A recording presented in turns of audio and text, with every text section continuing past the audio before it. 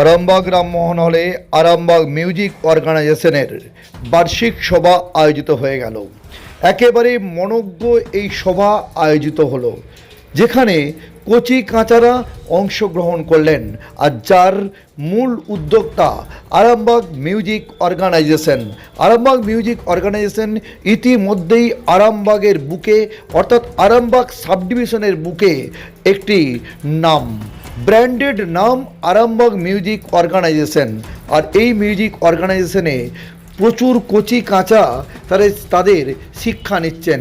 বর্তমান সময়ে গানের প্রতি বেড়েছে ঝোঁক, আর সেই ঝোঁকের প্রেক্ষাপটেই এই মুহূর্তে আরামবাগ মিউজিক অর্গানাইজেশন যেন এটি বটবৃক্ষে পরিণত হয়েছে। তো সেই দৃশ্যই আমাদেরকে দেখাবো টার্গেট বাংলা নিউজের পর্দায়। কেমন ছিল আরামবাগ মিউজিক অর্গানাইজেশনের বার্ষিক অনুষ্ঠান, আর এই প্রসঙ্গে আরামবাগ মিউজিক অর্গানাইজেশনের যিনি কর্ণধার, তিনি সরাসরি টার্গেট বাংলা নিউজকে কি জানালেন তাও দেখাবো টার্গেট বাংলা নিউজের পর্দায়।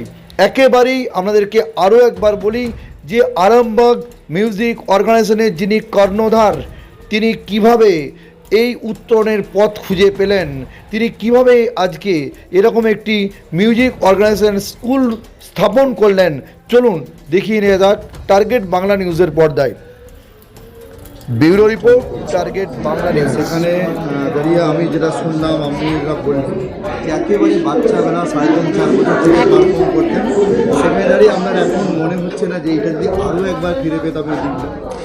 না, দেখুন, এটা প্রত্যেক মানুষের যে যেখানে যে কাজেই থাকুন না কেন, বয়স তো একটা ফ্যাক্টর। আমাদের মনেই হয় যে এখনের যে ইনফ্রাস্ট্রাকচার, এখনের যা কিছু সুবিধা, আমাদের সেই সময়ে কিন্তু এটা ছিল না।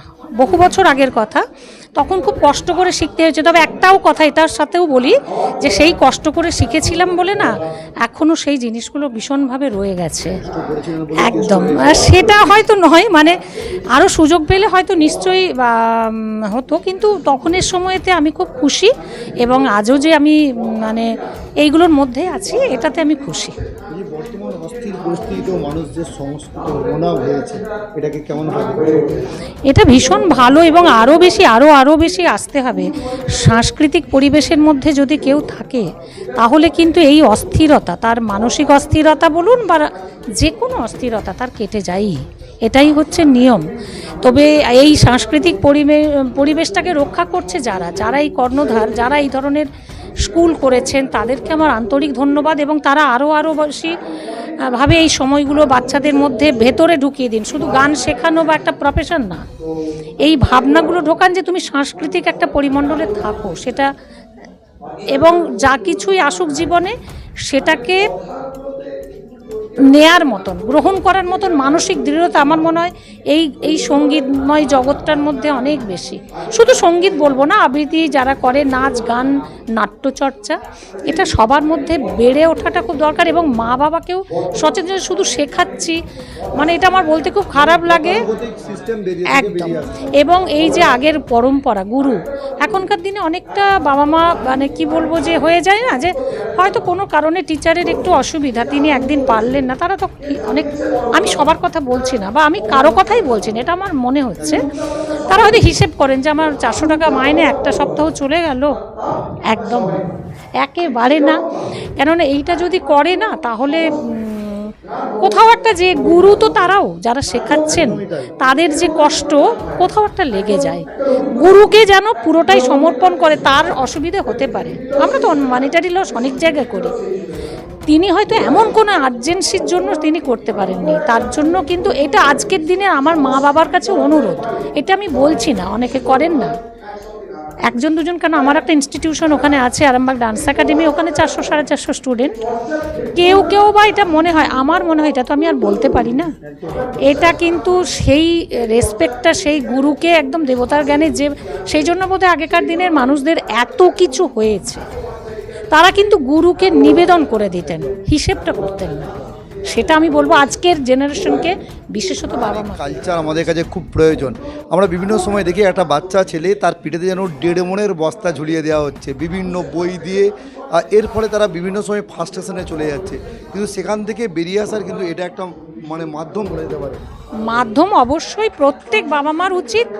পিঠে বইয়ের বোঝাটা তো একটা সিস্টেমের মধ্যে, এটাতে আমি তো সবটাই বলবো না যে এটা করা চলবে না, বাদ দেওয়া যাবে না। এখন কম্পিটিশনের যুগ।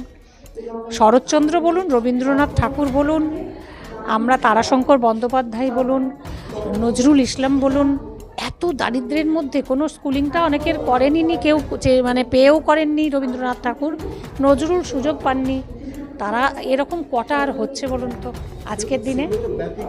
ব্যতিক্রম নয়। তখনকার দিনের মানুষদের মধ্যে এই যে বাবা মা সর্বক্ষণ ঘিরে থাকা, এই যে তাদের বলছে পড়ে যাবে, উঠে পড়ো, ব্যাগ নাও, এটা করো, ফার্স্ট 1 নম্বর। আমি একটা নিজের স্কুলের প্রিন্সিপাল আছি এখনও, তো সেখানেও দেখেছি কি মানে রাগারাগি করে ফেলছেন। আমি সবসময় একটা ভালো মানুষ করবার চেষ্টা করুন, আগে প্রথম থেকে আগে সে ভালো মানুষ হোক। অবশ্যই যারা সাংস্কৃতিক পরিমণ্ডলে বড় হচ্ছে তারা অবশ্যই, আর কি হবে জানি না, অন্তত ভালো মানুষ। যে মানুষটার কাছে একটু শোনার চেষ্টা করবো, যেটা আরামবাগ মিউজিক অর্গানাইজেশন যারা বার্ষিক অনুষ্ঠান করছে, কিন্তু এই মুহূর্তে যিনি আমার কাছে আছেন তিনি কিন্তু রীতিমতো আমি যে প্রফেশনে এই মুহূর্তে বিরাজ করছি তিনি সেই প্রফেশনকে কাঁপিয়ে চলেছেন, সন্দীপ রায়। দাদা, হঠাৎ আজকে এই অনুষ্ঠানে আমি অ্যাকচুয়ালি খুব ছোটো থেকে আমরা এই শুভেন্দু বা আমাদের একটা টিম ছিল, আমরা মূলত নাটক করতাম। তখন শুভেন্দু অনেক ছোট, তখন আমি কলেজে পড়ি, শুভেন্দু স্কুলে। আমরা নাটক করতাম। শুভেন্দু কিন্তু ভালো অভিনেতা, ভালো নাটক করে।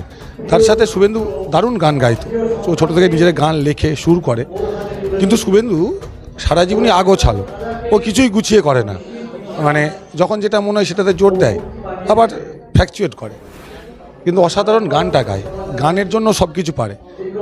তো সেই শুভেন্দু আমাদের ভাই, সে একটি স্কুল করেছে, সেই স্কুলের অনুষ্ঠান, এবং আমার দৃঢ় বিশ্বাস, এটা আমি বলছিলাম এই মাত্র মঞ্চে, যে গান বাজনা এখন আমি কাউকে ছোট করছি না, বাজনা বড্ড কানে আসে, গান কম আসে।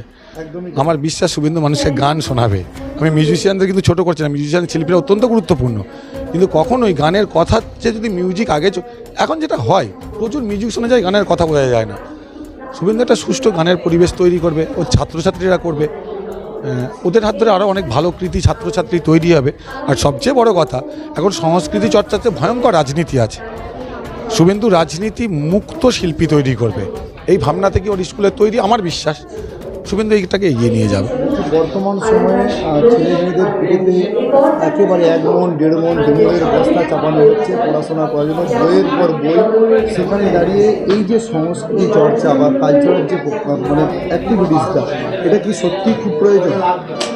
না, আমি বলছি এখন এই যে মুক্তি প্রকাশরা একটু আগে বলছিল যে বাঘের বাচ্চাকে বাঘকে মানুষ করতে হয় না, বলে না মানুষ করতে হবে, সিংহের করতে হয় না, কিন্তু মানুষের বাচ্চাকে মানুষ করতে হয়। তার কারণই হচ্ছে গার্জেনদের একটা অস্বাভাবিক চাহিদা। আর আমি আমাদের কথাই বলি না, আমরা যেভাবে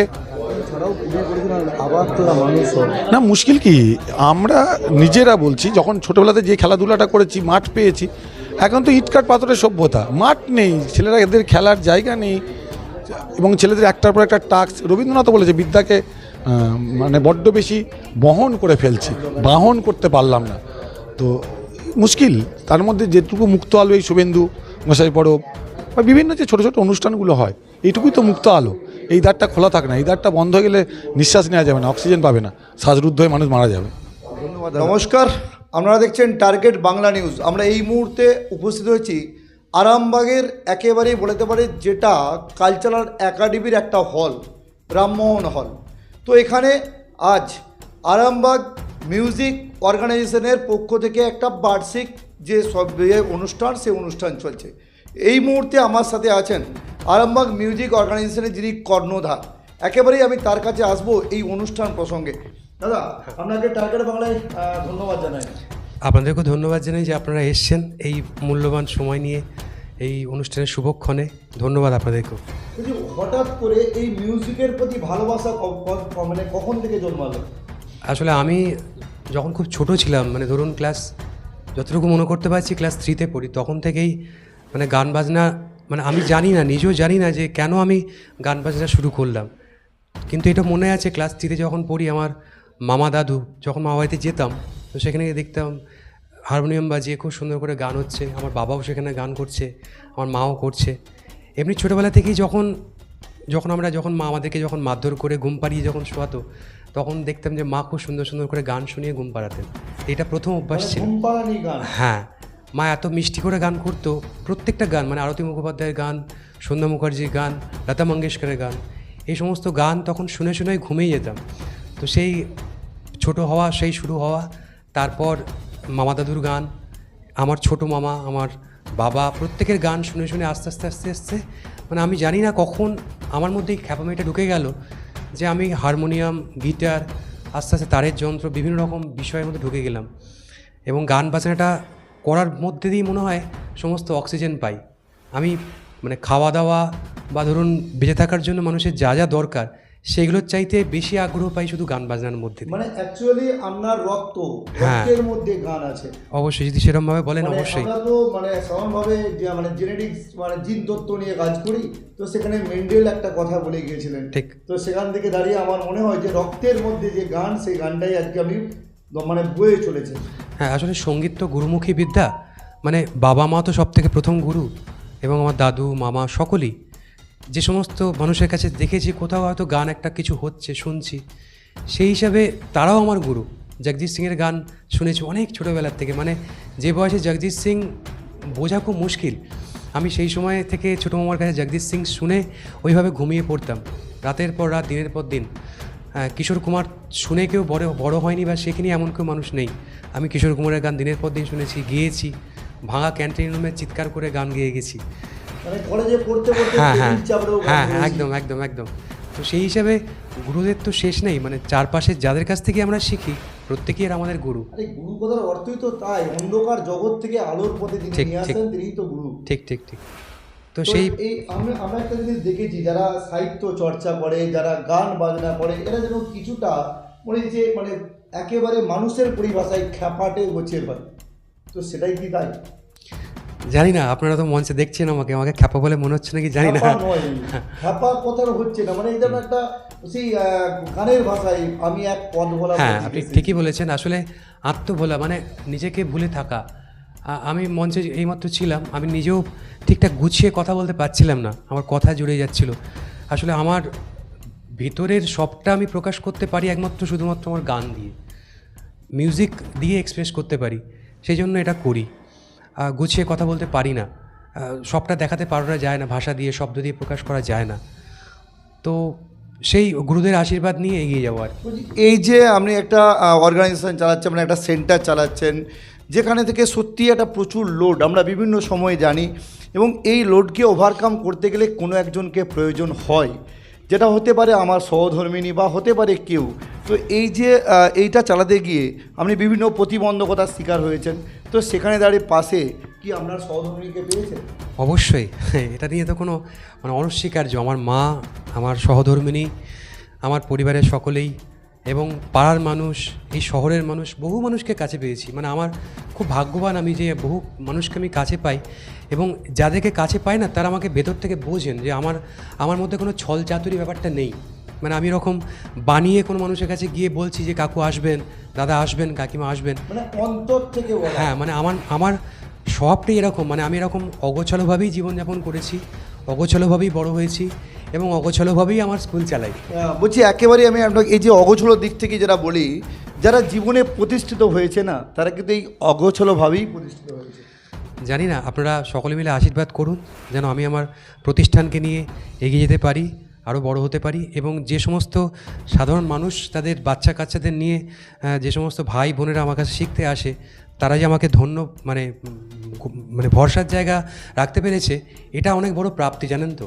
মানে আজকালকার দিনে একটা মানুষ আর একটা মানুষকে ভরসা করে এগিয়ে আসা, এটা অনেক বড় প্রাপ্তি।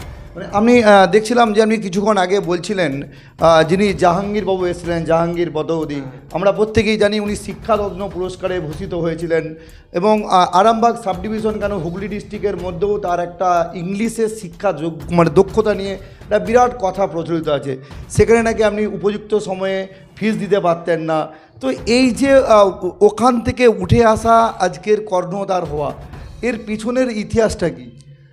ইতিহাস বলতে আমার মানে খুব অল্প বয়সে আমার বাবা খুব অসুস্থ হয়ে যান। তার ফলে সংসারে যিনি কাণ্ডারে তিনি অসুস্থ হয়ে গেলে যা হয়, আমাকে অর্থ উপার্জনের জন্যেই টিউশন করতে নামতে হয়। তখন টিউশন পড়াতাম লোকের বাড়িতে গিয়ে। আমার মনে আছে এখনও 20 টাকা দিয়ে পড়িয়েছি। তো সেই মানে সেভাবেই শুরু আর কি, পথ চলার শুরু। আমার কানে এখন গান আসছে তো আমি অন্যমনস্ক হয়ে যাচ্ছি কথা বলতে বলতে। তো সেইভাবেই আমার শুরু হয়েছে আর কি গানের স্কুলটা নিয়ে, যে আমাকে অর্থ উপার্জন করতে হবে। আমার সংসারে আমার মা খেতে পাবে না, বাবা খেতে পাবে না, আমার ছোটো ভাই খেতে পাবে না, আমি নিজেও খেতে পাবো না। এই তাগিদ থেকে কিন্তু টিউশন করা শুরু। আর এর ফাঁকে ফাঁকে কিন্তু আমার গান বাজনাটা শেখা চলছিল। এদের কাছ থেকে যখন আমি খুব ছোটো ছিলাম, একটু আগেই বলে গেলাম যে আমার বড় মানে আমার যারা বয়স্ক মানুষ, আমার যারা গুণী মানে আমার যারা শুভাকাঙ্ক্ষী মানুষ, এই শুভাকাঙ্ক্ষী মানুষ আমার আত্মীয় পরিজন সবার কাছ থেকেই তো আমি একটু একটু করে দেখেছি, শিখেছি। তো সেই দেখা থেকে আমার আগ্রহটা চলে গেছে সবসময় মিউজিকের দিকে।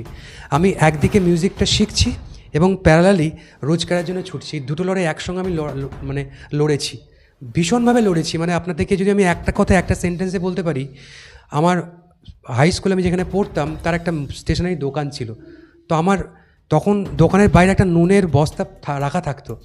তো এখনকার দিনের মতো এরকম নয় যে প্যাকেট নুন। তো আমরা করতাম কি, মাঝে মাঝে গিয়ে ওইখানে ওই নুনের বস্তা থেকে এক খাবলা করে নুন যতটা পারতাম নিয়ে চলে আসতাম। সেই নুন আর আমার বাড়ির চারপাশে কিছু গাছপালা লাগানো থাকতো, কাঁচা পেঁপে পেড়ে সেই নুন দিয়ে আমরা কাঁচা পেঁপে খেয়ে পেট ভরিয়েছি। আমার মা জানে, আমার বাবা জানে। মানে কঠিন সংগ্রাম করে মানে হ্যাঁ, যাকে বলা হয়। বাবা তো লড়াই করতে করতে চলেই গেলেন পৃথিবী ছেড়ে। আচ্ছা, আজকের এই যে অনুষ্ঠান, এই অনুষ্ঠানে আলটিমেট কি আছে? আজকের অনুষ্ঠানে বলতে মূলত ছাত্রছাত্রীদেরই অনুষ্ঠান। ওরা গান বাজনা করবে, গিটার বাজাবে, গিটারের সুর বাজাবে। এবং আর একটা বিশেষ যেটা ব্যাপার হয়েছে আজকে, খুব আনন্দের ব্যাপার আমি ঘোষণা করতে পারছি যে আরামবাগ শহরে কিন্তু একটা নতুন বাংলা ব্যান্ড আসতে চলেছে, যেটা আমারই ছাত্ররা তৈরি করেছে। তির্যক, তার ব্যান্ডের নাম হচ্ছে তির্যক। তো ওরা একটু পরে গান করবে, আমার লেখা একটা গান, আমারই সুর দেওয়া গান ওরা করবে একটু পরে। তো চেষ্টা করছে লড়াই করার। একেবারেই আপনি যদি একটু গানে গানে দুফলি আমাদেরকে শোনান, মানে যেটা আপনার জীবন পাল্টে দিয়েছে, জীবনের মোড় ঘুরিয়ে দিয়েছে, সেরকম কিছু। আচ্ছা, একটুখানি পজ করো। আরামবাগ মিউজিক অর্গানাইজেশনের যিনি কর্ণধার, তার মুখোমুখি আছি। তার আজকের রামমোহন হলে একটা বার্ষিক অনুষ্ঠান চলছে। তো সেটা নিয়েই আমি তার মুখোমুখি কীভাবে তিনি উঠে এলেন, তার উত্তরণের পথ আমরা জানার চেষ্টা করলাম। এবং সত্যিই খুব কঠিন স্ট্রাগল করে তিনি উঠে এসছেন। কারণ আমরা তো জানি, ডারউইনের তথ্য জানি, যেখান থেকে অস্তিত্বের জন্য সংগ্রাম করতে হয়। তো সেই অস্তিত্বের জন্য সংগ্রামের মধ্য দিয়ে তিনি আজকে উঠে এসেছেন। আমরা একেবারেই শেষ করব তার ওই দুকলি গানে গানে কথা দিয়ে। হ্যাঁ, মানে গানের ভাষা সত্যি খুঁজে পাচ্ছি না এই মুহূর্তে, কী গান গাইবো। তো একটা গান আমার মনে পড়ছে খুব, আমি আমার হতে বলছি তোমায়, শুধু আমার চিরতরে, জানি না দামাল চাওয়া, চাইছি যে কোন অধিকারে আমার হতে বলছি তোমায়, শুধু আমার চিরতরে। আমি সকলকেই আমার হতে বলছি আমার গানের সুরের মধ্যে। একদম ধন্যবাদ। এতক্ষণ আমার সামনে ছিলেন। আমরাও চাইবো আরামবাগ মিউজিক অর্গানাইজেশন আরও এগিয়ে চলুক, কারণ আমাদের জীবনের মন্ত্রই তাই, চড়ই বেতি এই মন্ত্র নিয়ে এগিয়ে যাক আরামবাগ মিউজিক অর্গানাইজেশন। সকলকে ধন্যবাদ জানাই টার্গেট বাংলা নিউজের পক্ষ থেকে। ইলেকট্রিক বাইক কিনবেন, ভাবছেন কোথায় কিনবেন? সমস্ত মুশকিল আসান করতে এসে গিয়েছে ই-স্কুটির মেগা শোরুম আমান এন্টারপ্রাইজ। এখানে নামি দামি পরিবেশ বান্ধব ইলেকট্রিক বাইক পাবেন একেবারে কম দামে। আপনার সাধ্যের মধ্যে ইলেকট্রিক বাইকের মেগা শোরুম আমান এন্টারপ্রাইজ। 50,000 টাকা থেকে শুরু পরিবেশ বান্ধব ইলেকট্রিক বাইক, মাত্র 7 টাকায় চলবে 100 কিলোমিটার। এছাড়াও রয়েছে ফাইন্যান্সের সুবিধা। বিস্তারিত জানতে যোগাযোগ করুন আমাদের শোরুমে আমান এন্টারপ্রাইজ, আরামবাগ পল্লীশ্রী মোড়। আমাদের অপর শোরুমটি হলো আমান এন্টারপ্রাইজ, কামারপুকুর পেট্রোল পাম্পের পাশে। যোগাযোগের নম্বর 7001819289 অথবা 9734834099।